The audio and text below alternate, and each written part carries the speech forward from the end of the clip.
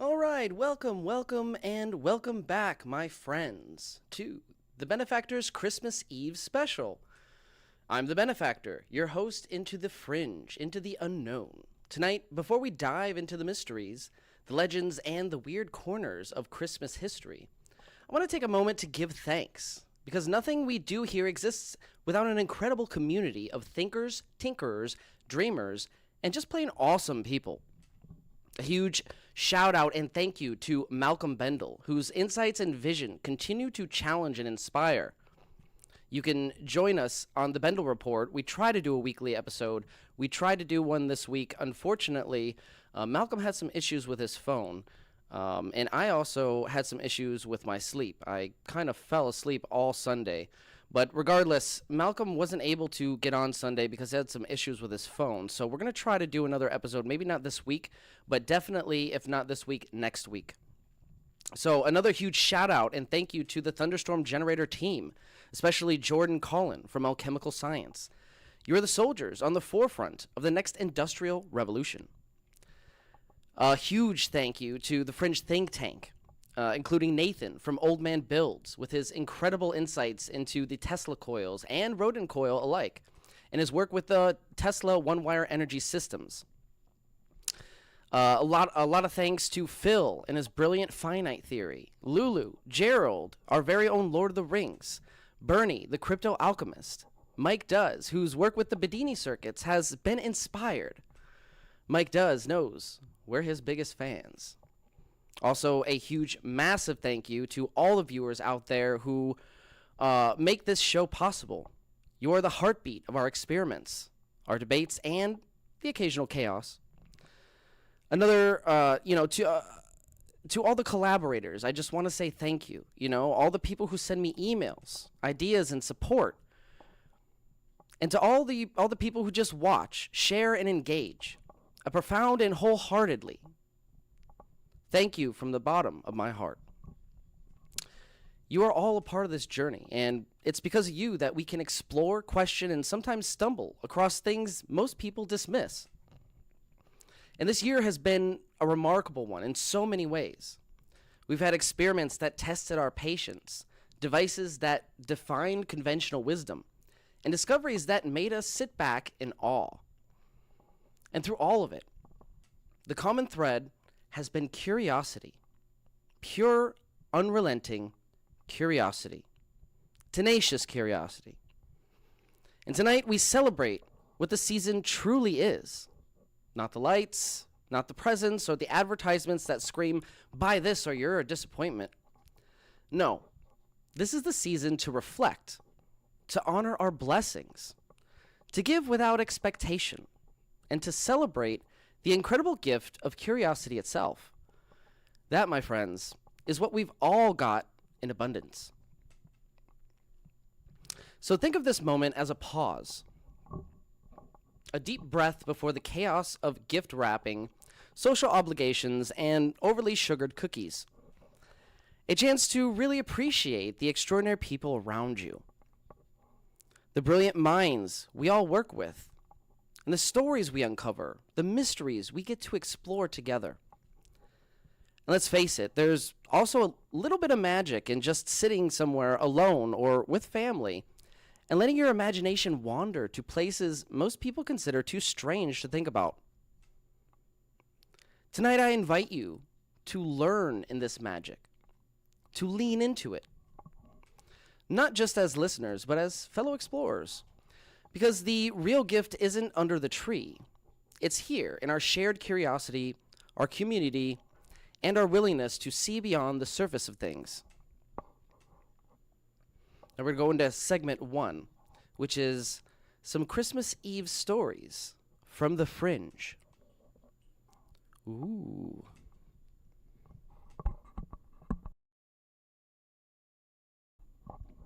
What's going on, Mike? What's going on, John Gray? Merry Christmas to you all. Now let's step into the shadows, where Christmas Eve has always had a hint of the uncanny. This is not your standard festive fare. These are the stories that whisper across time, that linger in the corners of memory and sometimes hint at something far stranger than Santa or elves. So throw away your elf on the shelf for this story, because we talk about the Yule Lads of Iceland. Now, you might think of the Yule Lads of Iceland as mischievous pranksters leaving gifts, or rotten potatoes if you misbehave. But some older tales suggest these weren't just fairy-like figures. They were said to appear as portals between worlds, testing humanity's intentions. Could it be a metaphor for unseen energies that respond to morality? Or perhaps something more extraterrestrial? Or consider Germany's Krampus, a terrifyingly horned figure who punishes the wicked on Christmas Eve.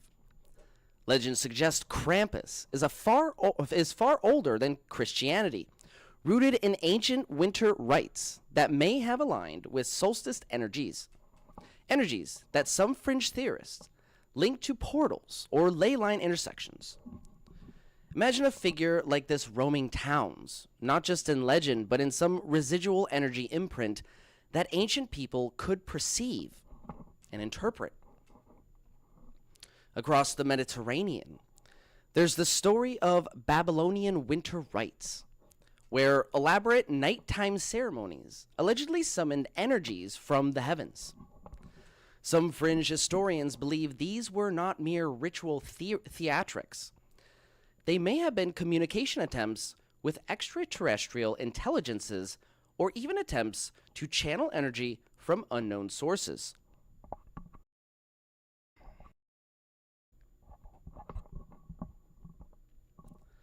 Remember, what ancients often referred to as demons weren't just figments from hell. Right? Demons were referred to as any entity, whether it be from space or beyond. They would have been all referred to as demons by our ancestors. So even in North America, though, the mysterious lights over places like Salem, Massachusetts, and other haunted areas often appear more frequently around solstice time. Could this be just a coincidence? Or is it simply that these nights, the longest of the year, amplify unknown energies, perhaps from the moon? Perhaps our ancestors knew more about these cosmic patterns than we give them credit for. And then there are smaller, almost unnoticed phenomenon. Candles that flicker for no reason. Tree ornaments that seem to shift slightly overnight. Shadows that don't match the furniture in the room. Some say these are just tricks of the eye. I say they are reminders of unseen presences and patterns. Echoes of the cosmos that humans have always been sensitive to, especially on nights like this.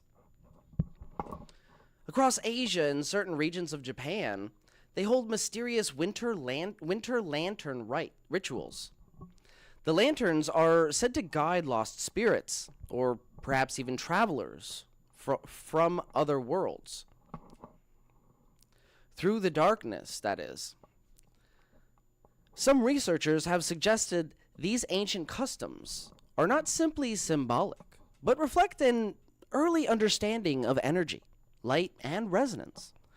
The very things we chase in our experiments today on this channel.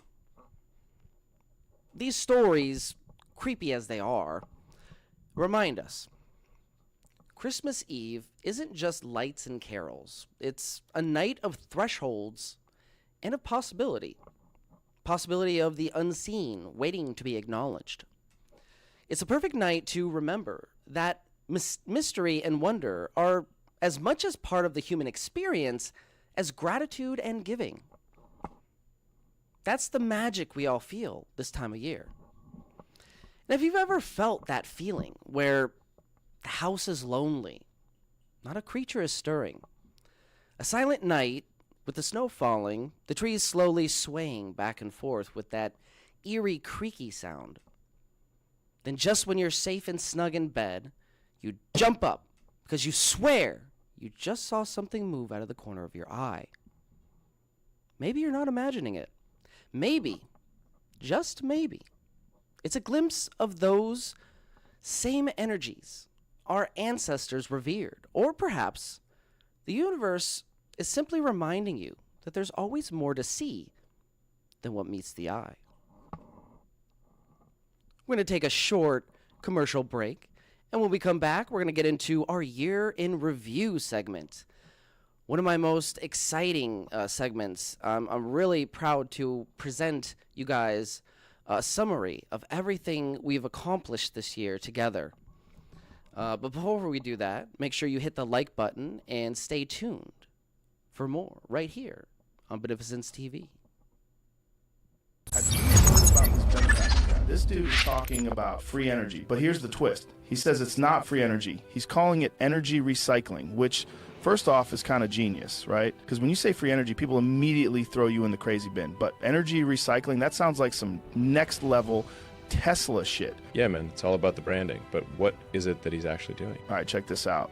He posted this. Free energy isn't actually free. This is a misnomer. It's actually a mutual exchange from the vacuum, a field of energy from which everything arises, the same energy that powers an atom. Like, what?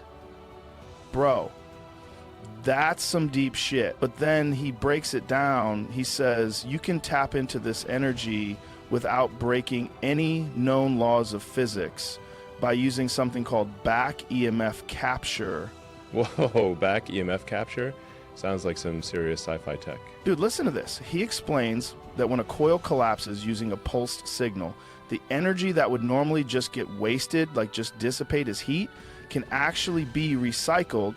He says nature gives you back energy to stabilize the system, which makes sense if you think about how nature works. Like everything in nature is always trying to find balance, right? So equilibrium, is that like how water always levels out or something? I'm trying to remember what Ms. Murphy said to me in 6th grade science all those years ago. What was that? Oh yeah, Elon, stop eating that glue and pay attention. Man, if only I had listened, I'd probably be the one inventing energy recycling instead of just talking about it. Exactly. So he's saying that by intentionally destabilizing the system, collapsing the field, you actually get energy back as a kind of natural response. And here's where it gets wild. He compares it to pushing a swing. If you push at the right moment, you don't need to use a lot of energy and the swing gains momentum. But instead of a swing, he's using resonance to harness that extra energy without it becoming destructive. He says most traditional systems are like a surfer fighting against the current, while his method is like riding the wave to shore. Dude, that's crazy. So he's basically saying the energy is already there. I just suck at using it efficiently? That's what it sounds like. He's basically saying the way we harness energy now is like trying to swim against the tide. And if we used resonance instead, we'd be tapping into energy that's already there, just waiting to be used. I don't know, man. Either this guy is onto something or he's the most poetic bullshitter of all time. Well, if he's legit, why isn't he all over the news? I haven't heard anything from him on X, formerly Twitter. He hasn't said anything bad about me on X. So, you know, I didn't ban him or anything. Look, I'm not the monster my therapist says I am. I mean, sure, I've spent millions of dollars training to beat a kangaroo in a fist fight, but that doesn't mean I'm dangerous. It just means I get shit done. That's the real question, man. But here's the craziest part. I looked into him, and he's not selling anything. He open sources all of it. That's the real question, man. Either the system doesn't want to hear it, or we're about to find out if this guy disappears in the middle of the night.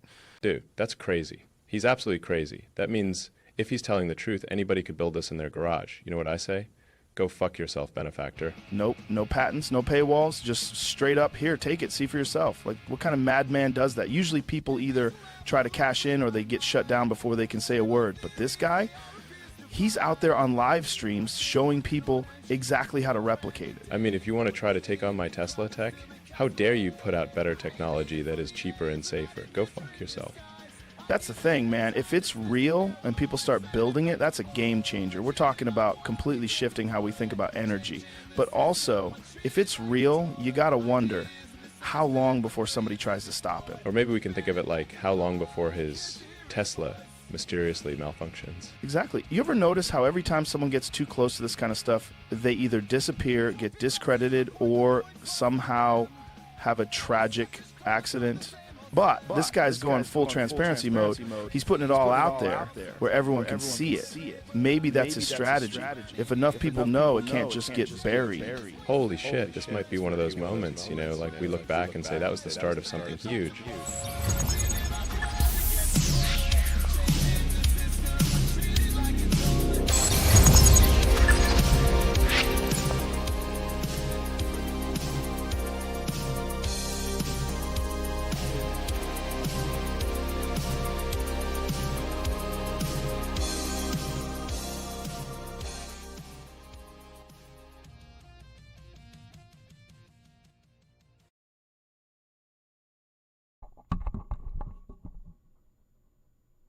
All right, welcome, and welcome back to the Benefactor's Christmas Eve special.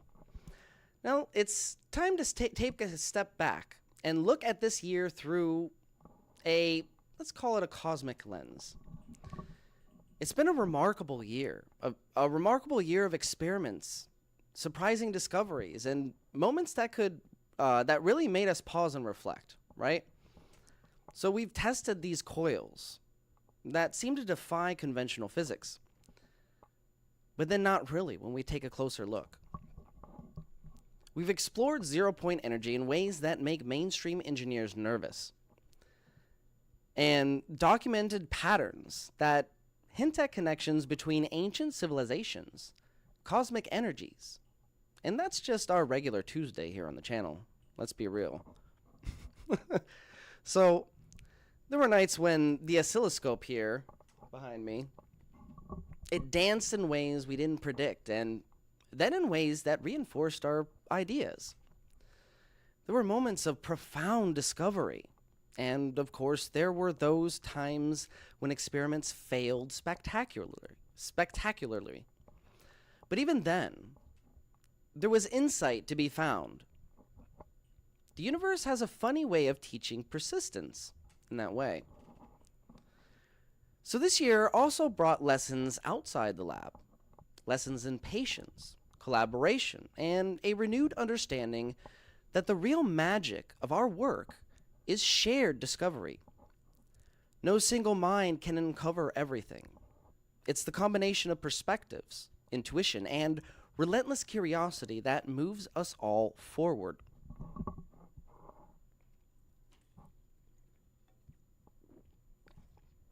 And through all of this, the reminder came again and again that the universe is stranger and far more connected than we ever thought possible. And more importantly, this season is a reminder. Our true wealth is not in the material gifts around us, but in the knowledge, relationships, and curiosity we cultivate. That's a lesson worth reflecting on as we enter the solstice and the start of this brand new year. So going over the model that the synthetic AC model that I've used to explain all of our data that we've collected from the past year, and attempt to reconcile the main concern, right? These contradictions I see within the jewel thief and the mainstream conventional theory on how it works. And based on my understanding and all the data I've collected this year, the jewel thief is a grossly misunderstood and largely overlooked circuit. So we'll go over my main concern with the jewel thief, and then we'll go over the model I had to kind of invent to rectify some of these contradictions or inconsistencies I was seeing in the conventional model.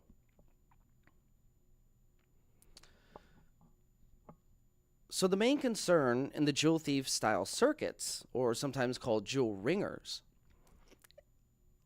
specifically ones that place a diode on the positive output rail, which is a common thing to do with the jewel thief. It is a common variant, a common modification. So most explanations implicitly assume a conventional current model, positive to negative, how we design our circuits or are taught to design our circuits. And therefore, they assume an obvious return path to the battery's to the battery's negative terminal. However, when looking at this a little bit closer, when we analyze the circuit in terms of actual charge motion, right, electron flow, and the interaction between that and the flyback field collapse, the back EMF, in combination with the diode orientation on the positive output rail, the diode appears to block a direct low impedance conductive return path to the battery's positive terminal during the collapse. So there's no real obvious route for that energy to go back to the battery's positive terminal with that diode. And that's a common modification. And to be honest, I don't think some of these interesting phenomenon would have been picked up without the unique geometry of the ABHA coil, the Rodin-style coil, with the ABHA winding pattern. So, despite all of this, the circuit continues to oscillate and function, despite having a clear and obvious return path for that energy coming out of the electron flow coming out of the negative terminal of the battery. So this suggests that a return path during flyback is not primarily DC conductive, but instead occurs through transient, time-dependent mechanisms, such as junction capacitances, interwinding capacitances, displacement currents, field configurations, etc. And this is because the circuit works.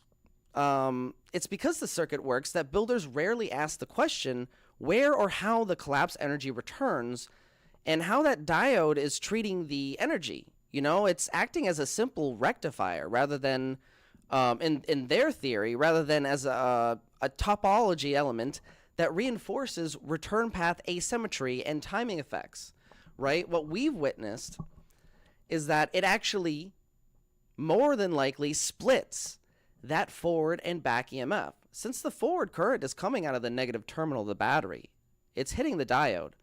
And we think the common misconception is we imagine as designers of these circuits, and we're taught to follow the energy from positive to negative.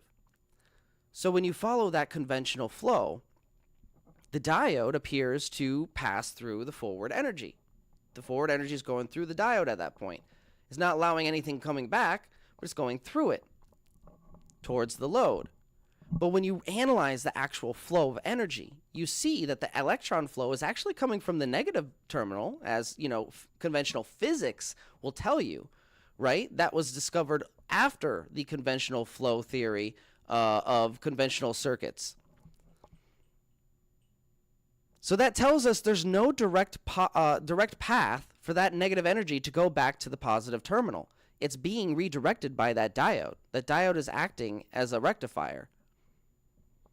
Just a single diode rectifier. In the case that it splits that forward and back EMF. Because the back EMF is coming from the coil, going through the diode, right?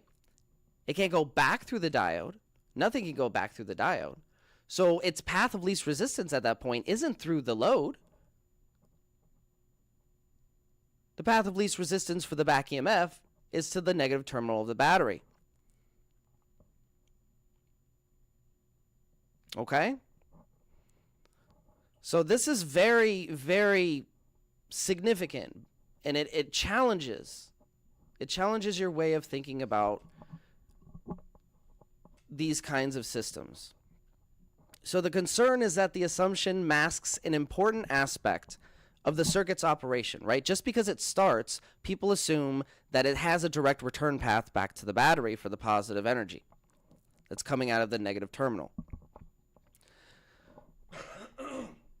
The diode placement suppresses the obvious conductive return path and forces energy transfer and loop closure through non-obvious field-meditated mechanisms that are usually not explicitly analyzed, right? It's field interaction that's happening. I apologize, I got to plug in my laptop.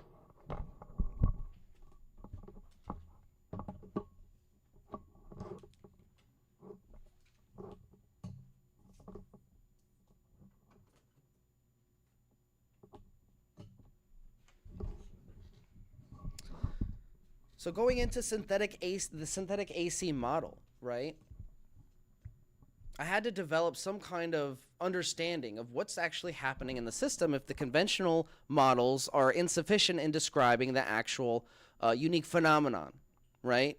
Conventional models will just consider this AC in the system to be a ripple. It's a ripple, it's a byproduct. But no, it's the main mechanism of action regarding transferring energy efficiently in the system. So we'll get into that in a moment regarding synthetic AC theory.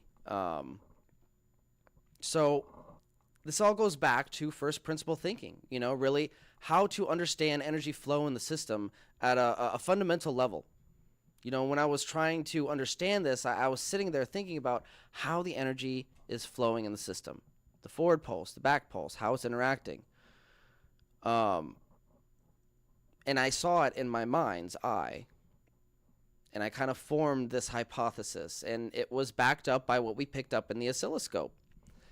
So using pulsed DC with precision timing and coil geometry, a forward DC energy pulse and a correctly timed backward recovery pulse from a collapsing coil are deliberately combined in the same conductor.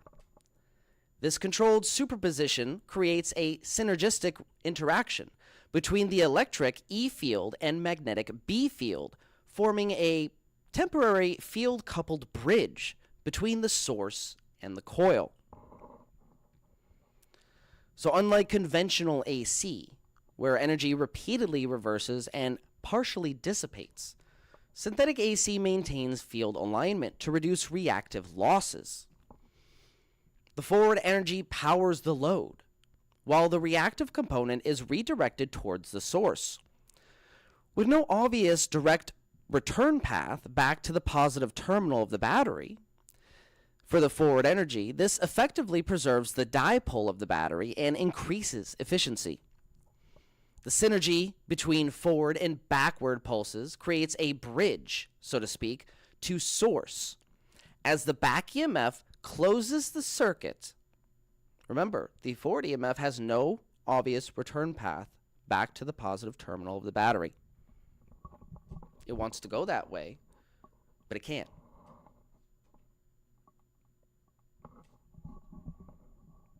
So this leads into what's happening with the field interaction.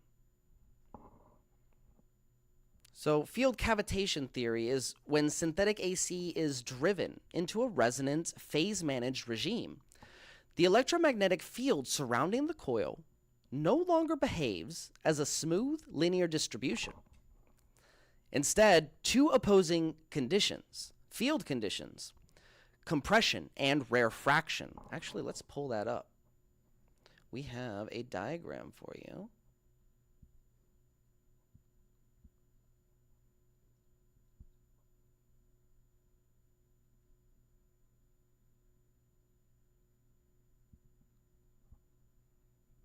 So this is the synthetic AC model. Just a basic diagram. You can see the forward and reverse wave. The pulses between them produce this smooth sine wave on the macro scale, which is very, very cool to see. It's very unique. I've never seen anything like it because you zoom in and it's a bunch of nested harmonic chaos. Anyways, this is the field cavitation diagram. So you can see the toroid, right? The Abha coil in the center with the primary wind and interference pattern. And both of those together produce two counter-rotating electromagnetic fields seen here. One that is essentially a compression field, and the other is a rarefaction field, and they're compressed and condensed on top of each other, occupying the same space, producing this kind of, in my opinion, void area, which kind of backs up the observations of, you pick up a monopole in the system, but you pick up a pole on one side, but you don't pick up anything. There's a void on the other side. That void is, in my theory, this cavitation area.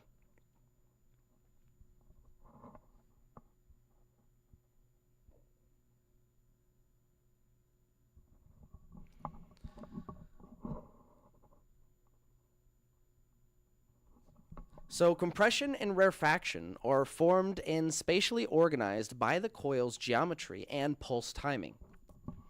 These fields are not merely alternating, okay? They are forced to coexist and overlap within the same structure. This process, remember, this is because they're wound in the same bundle of wire, right? We're taking wires that are in the same bundle, a multifilar, and just splitting them off into two channels. So this process is directly analogous to bubble cavitation in fluids, where rapid pressure differentials create localized voids that collapse and release energy. In the electromagnetic case, opposing field pressures converge at the equatorial plane of the toroidal coil. Rather than canceling, they produce a localized null region where field density rapidly collapses. This collapse forms a temporary low field cavity, referred to here as a field cavitation. This cavitation zone is not an absence of energy, but a transition state where stored field energy is momentarily decoupled from conventional electric and magnetic expressions. Think of scalar field technology. On the micro scale, this interaction appears as a pinched asymmetric convergence with chaotic sidebands consistent with highly compressed field interactions. Right? In the oscilloscope, we have that 0 point with the energy just spewing out on either side, kind of like an asymmetric S shape. So it is my hypothesis that at this scale, the micro scale, the conditions may support the formation of microscopic ball lightning structures, commonly referred to as plasmoids, which could account for some of the anomalous energy behaviors observed in this system and systems like it. On the normal scale, if you hit the default button, on the oscilloscope, you see a bunch of nested harmonics, like a whole bunch of them. And you pause it, it's just one signal bouncing off of itself in a very peculiar way. But then you zoom out, and all the way on the macro scale, the apparent chaos resolves into a highly stable and coherent smooth sine wave. The cavitation zone acts as a dynamic regulator, repeatedly compressing, releasing, and reordering energy as the system transitions between field states. This allows extreme local nonlinearity to coexist with globally clean and predictable output behavior. So field cavitation provides a framework for understanding how energy can be efficiently reorganized rather than dissipated. While the presence of plasmoids remains a working hypothesis, this model is compatible with Malcolm Bendel's plasmoid unification framework, particularly in its treatment of structured field collapse, localized energy density, and self-organized electromagnetic phenomena. What's going on, Paul? How you doing, everybody? We are going to go into another quick break before we get into some Christmas conspiracies and fringe curiosities. So if you haven't already, hit that like button and stay tuned for more on the Benefactor's Christmas Eve special. Only here on BeneficenceTV. Have you heard about this Benefactor guy? This dude is talking about free energy, but here's the twist. He says it's not free energy. He's calling it energy.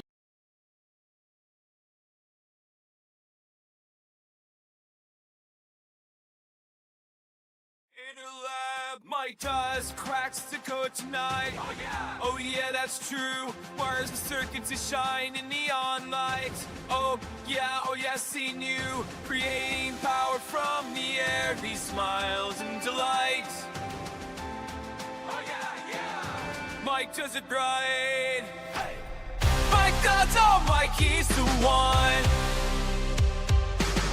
teaching us knowledge, lighting the sun, trumpeting his legacy alive is his. Mike does knows we're his biggest fans. Down in the basement, secrets start to glow. Oh yeah. With Nathan and Lulu in the show. Oh, brilliant team. Mike came from Faraday. We're letting knowledge flow. Oh yeah. Energy streams. Mike does, oh Mike, he's the one teaching us knowledge, lighting the sun, trumpeting his legacy alive is his. Mike does knows we're his biggest fans. Years of thought, bringing dreams to life, turning theories into electric light. Mike and us, a journey to ignite. We've reached new heights. Hey. Mike does, oh Mike, he's the one teaching us knowledge, lighting the sun, trumpeting his legacy alive is his. Mike does knows we're his biggest fans.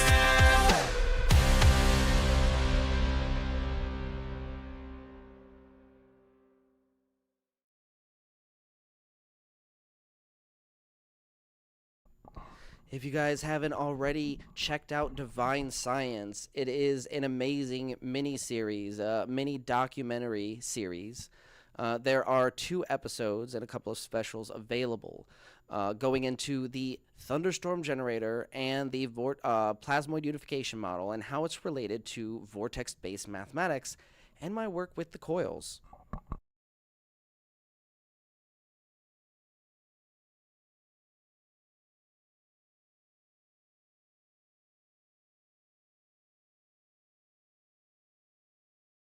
They came for our bodies, but they awakened our spirit. Gravity is not the only thing they control. I'm done running. Time to hunt.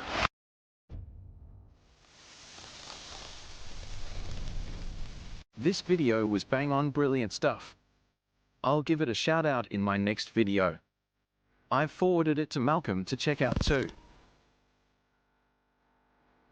The viewers have spoken. What an amazing documentary. Thanks for producing it. Never seen this all tied together so well. Gonna share the heck out of it. Bravo, and thank you. Divine Science is officially a hit. Amazing stuff, very nicely presented. New sub who can't consume your content quick enough. Great video, dude. Keep at it. You are doing the good work. You did a great job putting this all together. It's a great overview, goes into amazing depth at times, so it's interesting for the larger swath of people. Well played, sir. Okay, so I didn't sleep last night because I watched this 3 times and binged the rest of the channel. You have fantastic instincts for piecing concepts together. Almost every section was something I was already familiar with in a different context, and this documentary was the thread connecting them all. Join us on a journey into a place of hidden knowledge. A place where science is stranger than fiction.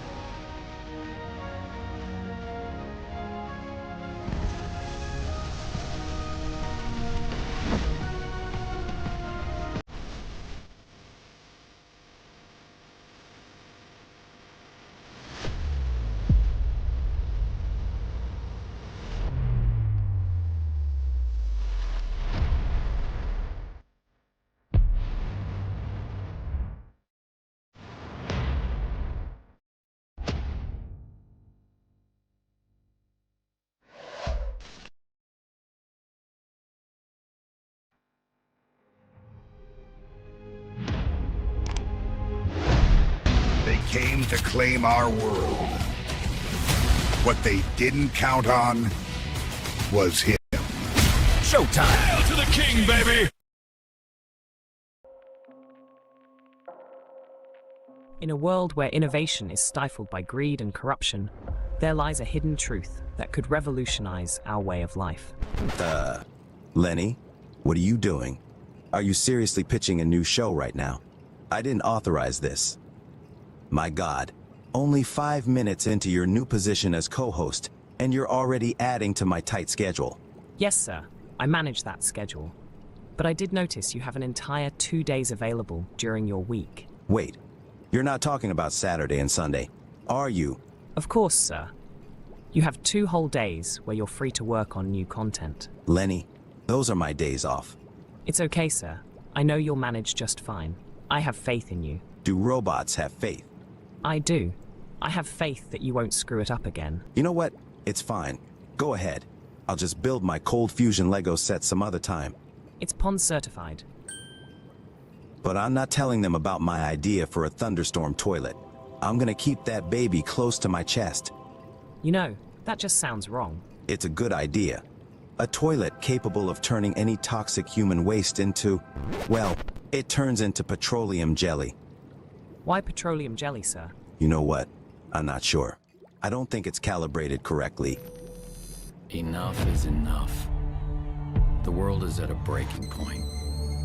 Catastrophic climate change, biosphere collapse, and a global energy crisis have been met with apathy, denial, and despair. The phrase unidentified flying object is a deliberately obfuscating term. What it really is an alternative energy and propulsion device. This is the real reason for the secrecy. These technologies, if they were disclosed, would end fossil fuels, pollution, and poverty overnight, and usher in a new era of abundance, freedom, and peace. Instead, they have been kept secret for over 100 years. The more powerful the agency, the more powerful the group, the more powerful the cartel, the more they will resort not only to legal means, but to extra legal means to suppress their competition. I said pretty early on, the problem is suppression. It wasn't really, how do I make a free energy machine? It's, how do I not get suppressed? Because what's the point?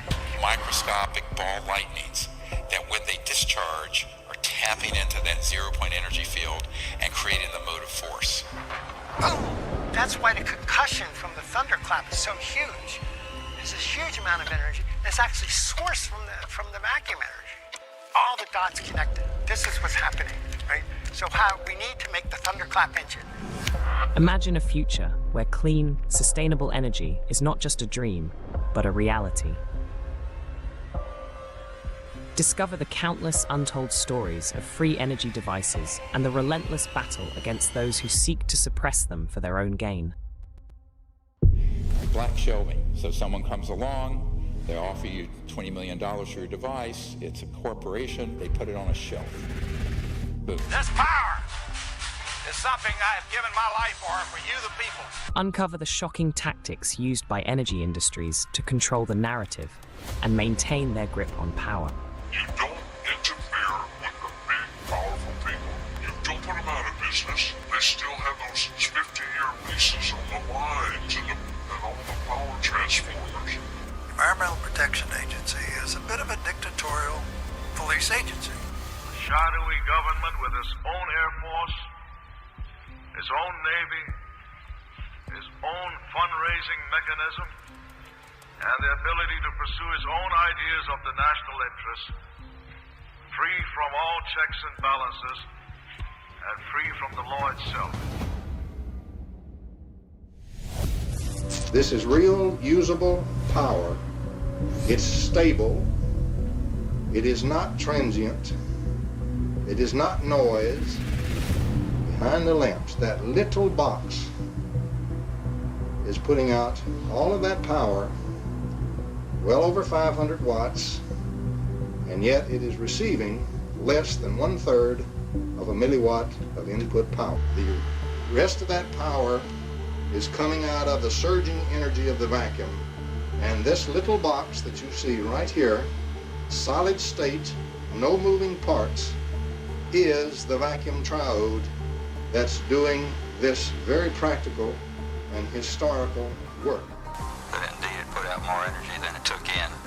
He was shot at once with a silenced rifle from about 300 yards. It reads like a James Bond movie, but it's real. There are men here that said they're FBI, and they got black vans, and they're taking all this equipment. What should I do? It's called capture, where they try to rationalize away this problem and everything's fine. From manipulation of patent authorities to infiltration of government agencies, the truth is stranger than fiction. But amidst the darkness, a glimmer of hope emerges in the form of renegade scientists and inventors who refuse to be silenced. There is absolutely no question that T. Henry Morey had a system that produced about 50 kilowatts out of a 55-pound box. In the shadows of capitalism's dark secrets, join us on a thrilling new show. Get ready to be inspired, enraged, and empowered as we delve into the Benefactor's Guide to Free Energy Devices. Only on Beneficence TV.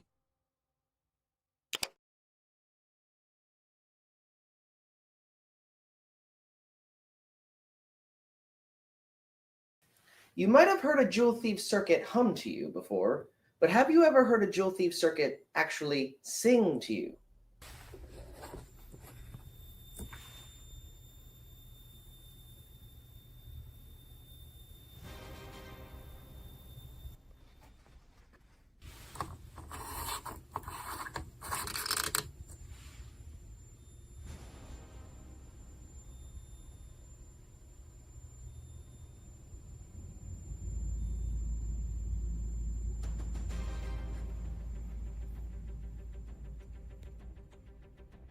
This is energy recycling. 15.5 hours of continuous power compared to just 2.5 hours off of a standard inverter. While this traditional inverter already maxes out at 88.5% efficiency, we're breaking every limit with my Vortex coil system. This standard DC to AC inverter will only run for 2.5 hours on 12.2 watt hours of energy. But my system provides energy for a whopping 15.5 hours off of the same 12.2 watt hours. That's over 6 times more efficient. Not only that, this system will keep powering my lights well past 12 volts on the battery. This isn't just an upgrade, it's a new industrial revolution. This is the energy of the future, and you are powering it.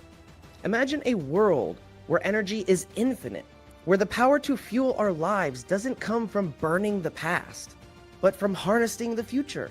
This is the breakthrough that changes everything. 0-point energy, the power of the universe itself, unlocked, and you are the reason it is possible. While the world sleeps, you're awake. While others talk, we are building. This isn't just technology, it's a revolution. And it's happening right now, powered by you.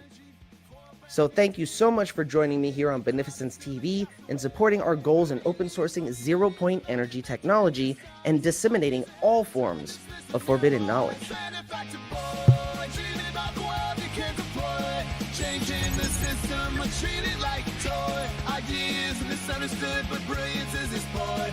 Benefactor boy, can't you hear his voice?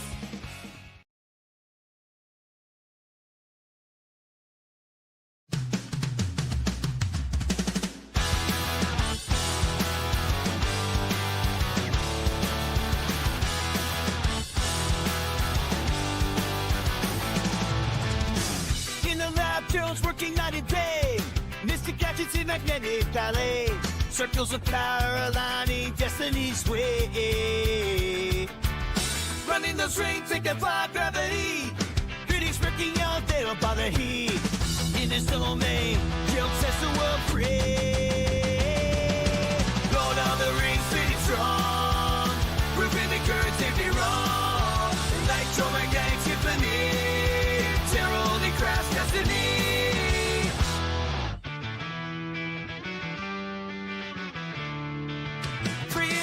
cheats from his fingertips.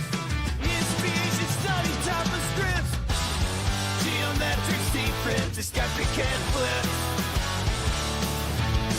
Bunker King in his rebel stead, building up for the world again. Lighting up the dark, igniting every zen. Lord of the Rings, really strong. Ripping the current, take me wrong. Electromagnetic symphony, terror only grasp destiny.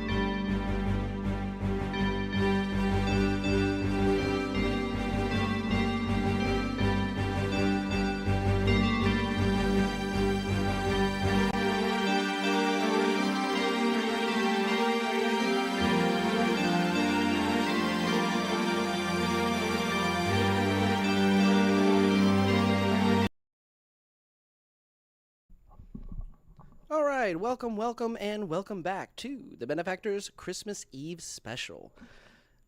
All right, friends, now it's time to really lean into the fringe.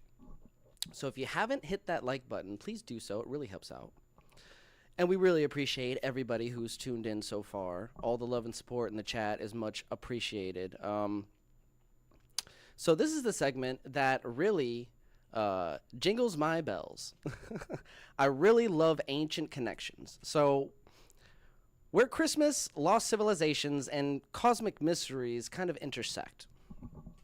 Let's start with Santa Claus, one of my favorite mythologies.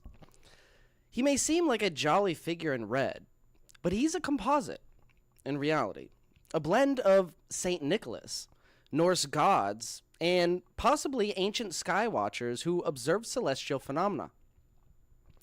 Some theorists suggest Santa's myth mirrors the movements of the heavens an encoded memory of solar and cosmic cycles passed down through generations. So in that context, could the elves themselves represent ancient wisdom keepers, or even symbolic engineers of ancient energy channels we don't yet fully understand?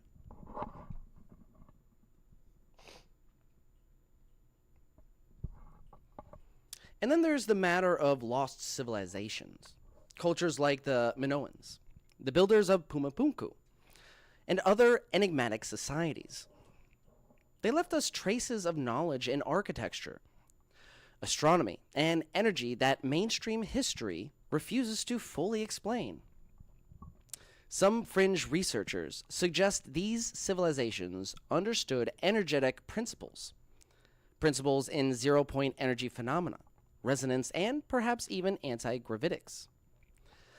These align, curiously, with our seasonal tales of magical journeys, flying reindeer, and mystical helpers from beyond. So consider also the ancient celestial and the ancient solstice rituals from Babylon to Britain, timed precisely to align with cosmic events. Winter solstice festivals were not about gifts or feasting. They were about connecting with the universe, honoring the cycles, and recognizing humanity's place in something far bigger than ourselves. And if you look at the patterns of light, fire, and symbols used in these celebrations, you might notice a strange resonance with modern ideas of energy fields, sacred geometry, and even extraterrestrial contact. Even the pyramids across Egypt and Mesoamerica align with cosmic markers and key points in December. Were these constructs just monumental architecture, or could they have functioned as energy conduits, observatories for celestial mechanics, message boards for intelligences far beyond our current understanding, or maybe a combination of all those? Fringe theorists argue it is no coincidence that so many solstice alignments exist. Ancient people clearly observed something persistent, something that still resonates with us today.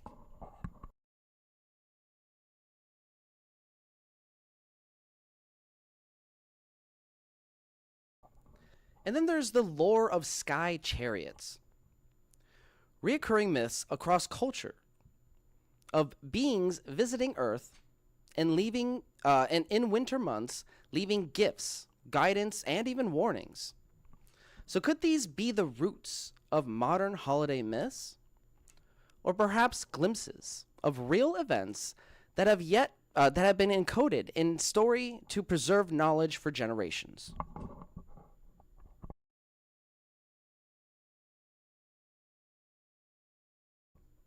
So the point here, friends, is that this season has been hijacked. It's been hijacked by shopping lists and marketing campaigns.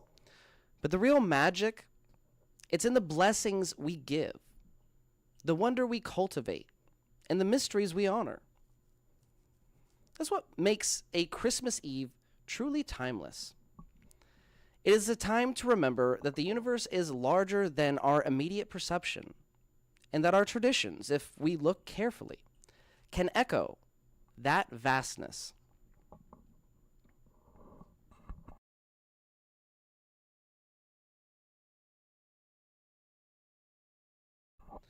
All right, ladies and gentlemen, it is time to go into fan mail, the lifeblood of any beloved internet personality. Let's see what my adoring fans have to say today.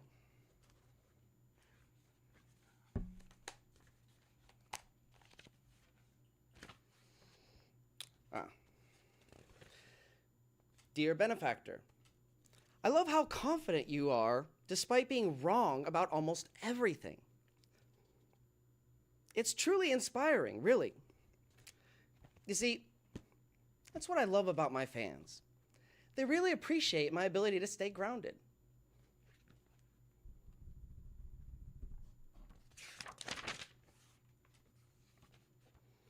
Ben, your rodent coil experiments are so fascinating.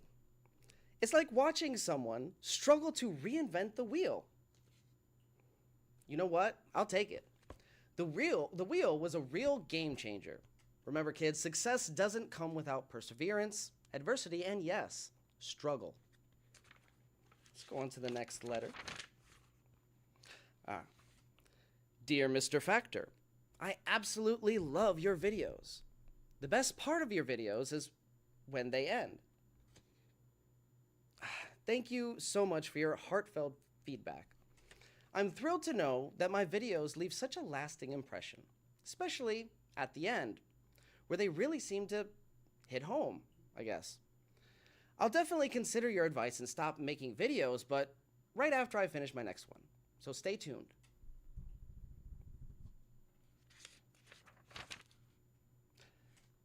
Dear Ben, I tried following your rodent coil tutorial and now my toaster is sentient. It refuses to make toast unless I acknowledge the sacred geometry of bread. Wow, that's incredible. You've achieved the first step toward bread-based AI. You see, folks, this is how the revolution actually starts. So grab your dinner forks. It's time to overthrow the bread bourgeoisie because they keep on insisting on needing all the wealth. Okay, let's go to the next letter. Dear Benefactor, I let my cat watch your show. Now he just stares at me like he knows something that I don't. What have you done? I cannot confirm nor deny my content unlocks latent feline telepathy. But if your cat suddenly starts drawing sacred geometric patterns in its litter box, please, please, please consult a professional.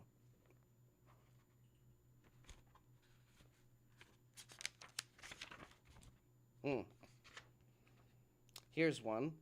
Look, man, I don't understand a word you're saying half the time, but you seem to believe it's so good for you. Well, that, my friends, is the highest compliment a fringe scientist can receive. That's all the love we have time for today. Keep sending in those letters, and I'll keep pretending they don't hurt my feelings. Let's close this up, okay? So, as our long night of tales, experiments, and mysteries comes to an end, I want to leave you with this thought. Christmas Eve and the season as a whole is not about what we buy. It's about what we share with each other. Knowledge, curiosity, compassion, empathy, love, and our time. I want to thank you all so much for tuning in this evening, this very, very blessed Christmas Eve, and everyone who made this year possible. Our teams, our collaborators, our supporters, every single listener who chooses to wander into the unknown with me. May your evening be filled with wonder, your hearts be full of gratitude and turkey, and may you embrace the mysteries that surround us. And remember, the greatest gift is not wrapped in paper. It's felt in the mind, in the heart, and sometimes in the very energy that binds us to each other and to the cosmos. From all of us in the Beneficent TV universe, Merry Christmas, Happy Holidays, and here's to another year, a wonderful year of exploration, discovery, and maybe a little bit of chaos. Don't forget to hit that like button on the way out. I really appreciate you guys for tuning in this evening to the Benefactor's Christmas Eve special. I might be back on with some video games in a little bit. Have a good night, everybody.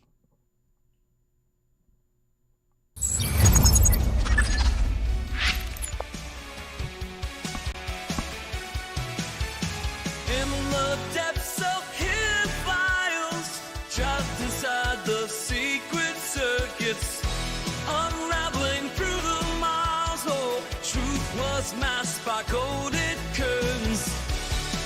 You didn't know, wish I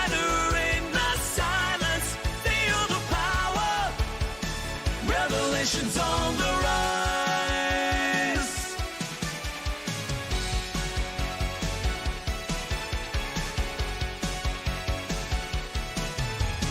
From the shadows, light emerges, breaking through the veils of dark.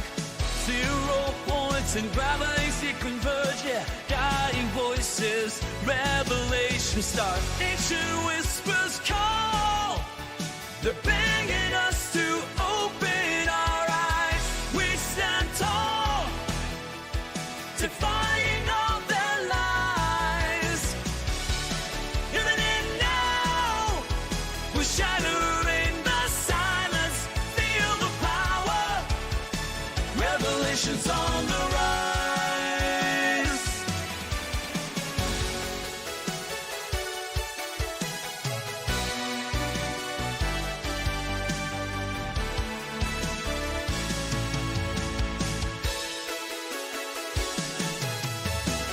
Forbidden knowledge we dare to see, unveiling secrets, setting minds free.